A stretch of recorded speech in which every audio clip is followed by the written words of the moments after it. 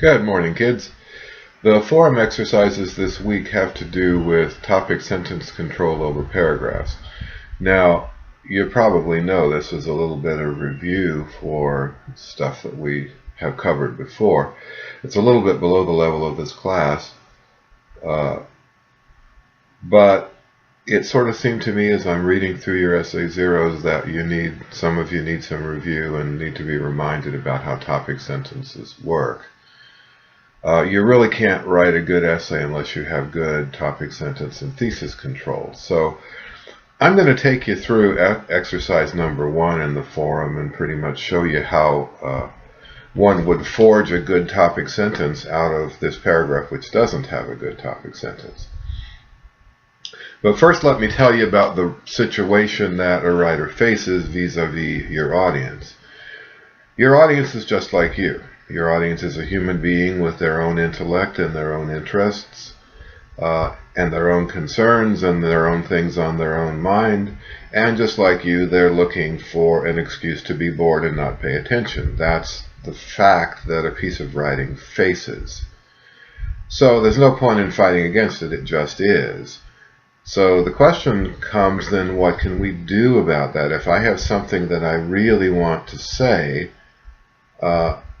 and I know that my audience is not inclined to listen, I have to organize my writing in ways that will give them the best chance of listening. They still may not, but if I've done my best, that's all I can do.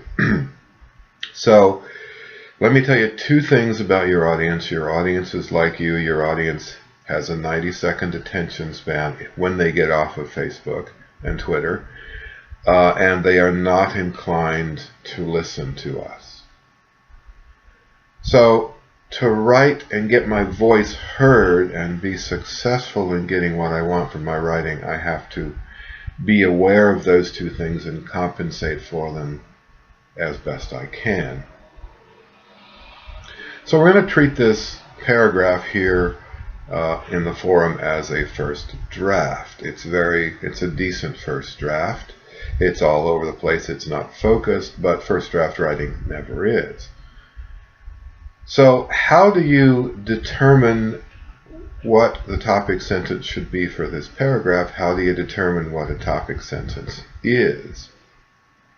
Well, first thing, and you may want to write this down, a topic sentence has 2 things. It has a topic and an attitude. So when you're writing your first drafts, you're going to just be writing, you're going to be producing sentences.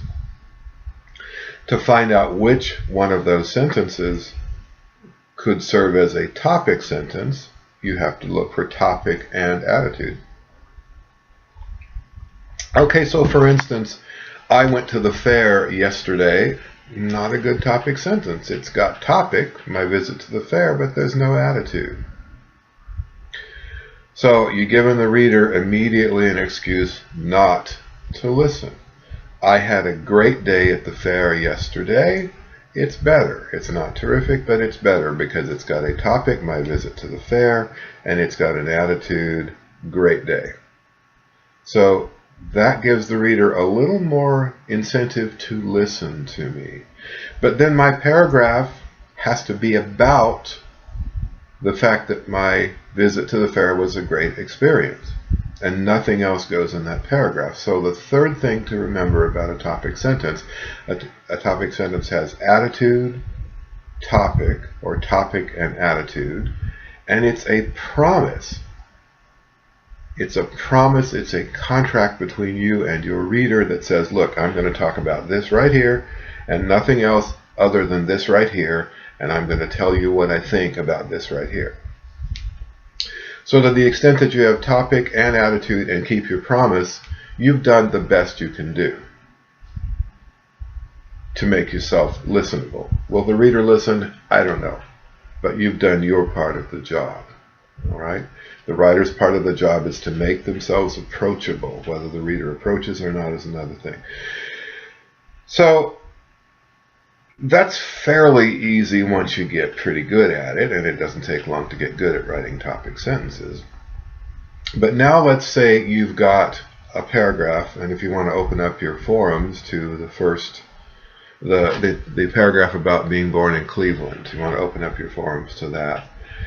The topic sentence should be the first sentence of the paragraph, period. Don't put it anywhere else until you get slick at it. Then you can put it anywhere you want.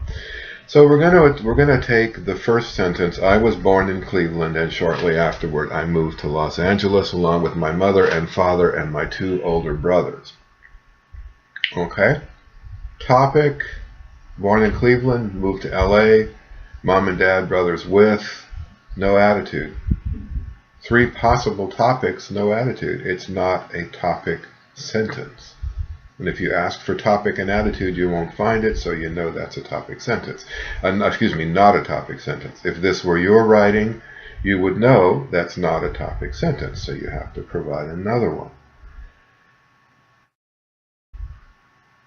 And the way you do that is to look at what the paragraph is actually about. So look at question 2. Question 2 is probably the most important. But another way to judge a topic sentence is to ask these 2 questions. Oops. Sorry. So what? Who cares? I was born in Cleveland. Don't care. Moved to LA. Don't care. Mom and dad came along. Don't care. There's nothing there that answers either of these questions, and so it creates 0 interest for the reader. So you've got a sentence that doesn't meet any of the criteria of a topic sentence. Let me give them to you again. Topic, attitude, promise, and some answer to either so what or who cares or both. Okay, so the way we would tease out a topic sentence of this paragraph is to ask ourselves question number 2. What is the paragraph actually about? Well, born in Cleveland, moved to LA, mom and dad came along, had another kid, adopted my cousin, played video games, backyard sports. Up to that point, it's just a list of things that happened. There's no point, there's no interest in it, there's no reason for a reader to read that. But look at how it changes. I also have vivid memories of church services, became very interested, recognized wisdom. Look at how that paragraph changes right there. Okay, that's the important thing to notice. You've gone from a list of stuff that's uninteresting and irrelevant to a bunch of sentences that are all controlled by one idea that the student is fairly passionate about. Look at it.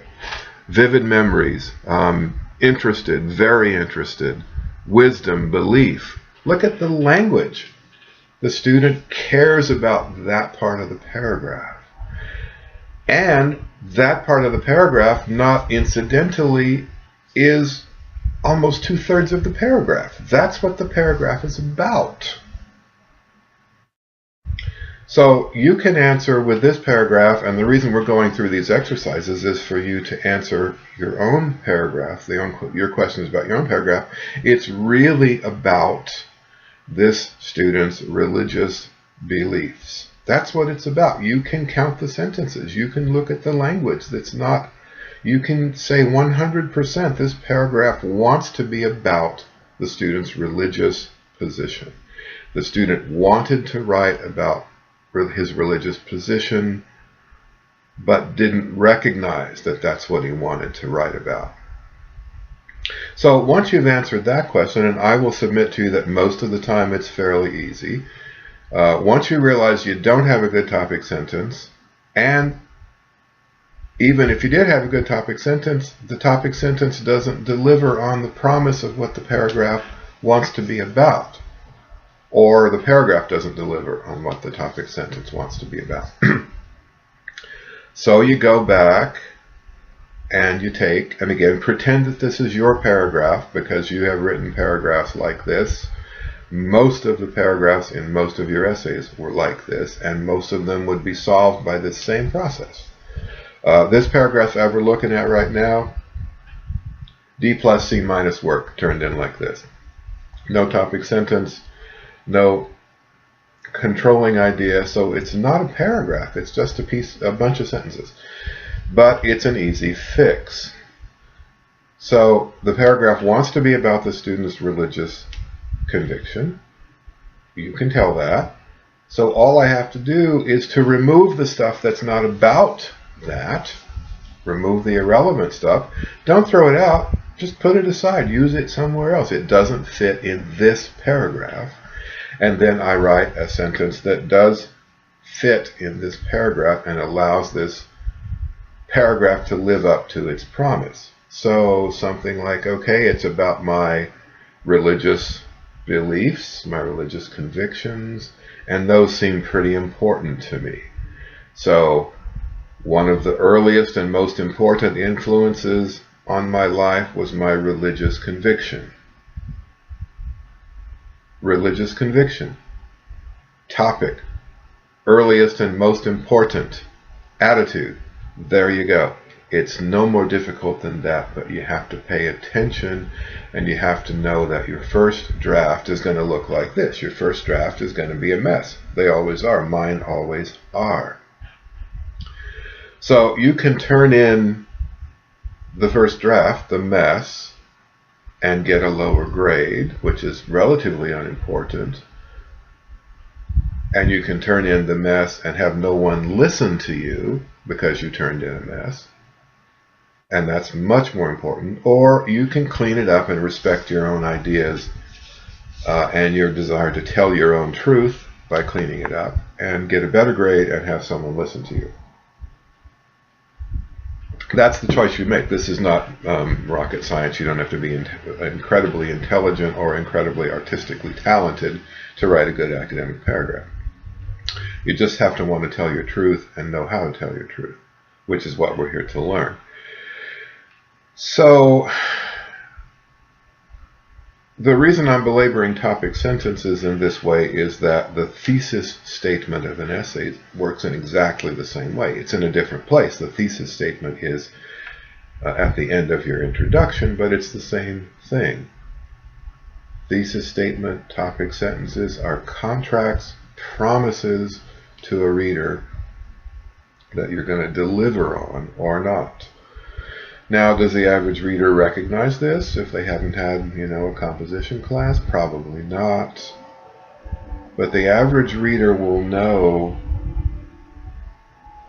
that you are not delivering on your promise in some way. They may not be able to tell why, but they know that you're not keeping your promises and they'll have less respect. And what happens is an essay that is a mess, that isn't organized in this way, lacks integrity. Integrity means fitting together. And the integrity of one's language, even in this degraded world, the integrity of one's language reflects the integrity of one's self. And the ability to desire and discipline to clean up my words says something to myself about my desire, discipline, and willingness to clean up and maintain the integrity of my life. It's serious stuff. It's about making and keeping promises. It's not just about getting through English class. It's about much more than that. When I'm going to be getting your essay zeros back to you today, if I say you need to work on your topic sentence in a paragraph, this is what I mean. You didn't keep the promise, or you didn't have a topic sentence, or the topic sentence doesn't have the appropriate pieces to it or something, and you go back and you fix it just exactly like we've done here together. And none of this is mysterious or magical. It's just paying attention to what you're putting on the paper, because someone else will come along and either pay attention or not pay attention. It's negotiation. It's a political action. It's negotiation with the reader. So the reason I belabor that is because we've really got to move on. We can't spend time drilling topic sentences because it's not the particular subject matter of this class. I feel bound to review so as to try not to leave people behind, but we can't spend a lot of time on this. So go through those exercises in the forum. I've pretty much given you the answers, or at least set your feet on the road to answers for the first one. For the other ones, same process. The idea is to think about topic sentences and to create them where they are missing, and they're missing in all of these exercises. And the point of the exercise is then when you write paragraphs that don't have focus or development or control, you will know how to fix it because you've practiced. So when you read your own stuff, you read your own first draft stuff, read it from the reader's point of view. 90-second attention span, not inclined to listen, got other stuff to do. Looking for an excuse to be bored. Looking for an excuse not to pay attention. That's a fact of the way writing proceeds. The next essay that we write, we'll be doing some peer review, and this is a good piece of what a good peer reviewer does. So sorry to have gone on for so long, but I wanted just to instead of just leaving you hanging, I wanted to take you through one of the exercises and show you what I'm looking for. You can do this. It's not hard. Well, it's hard, it's not impossible, and it's not magic. Anyone with a willingness to shut off the television and come off of Facebook and pay attention for half an hour can do this. All right? So I hope you're having a great week. I will be talking to you soon. Thanks. Bye.